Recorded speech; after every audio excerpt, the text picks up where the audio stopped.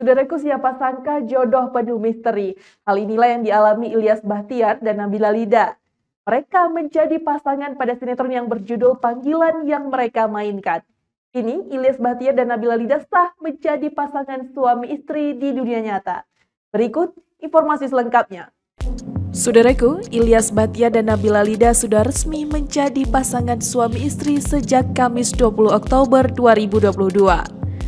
Akad nikah pasangan Ilyas Bachtiar dengan gadis Gayo, Nabila Lida yang berlangsung di tepi Danau Lotawar, Takengon, Aceh Tengah. Sebelumnya, Ilyas Bachtiar dan Nabila Lida dipertemukan karena pekerjaan.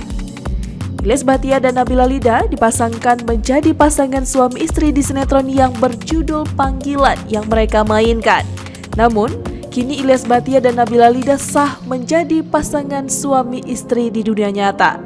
Pada saat sama-sama menjadi pemeran dalam FTV sinetron Panggilan, mereka dipasangkan menjadi pasangan suami dan istri.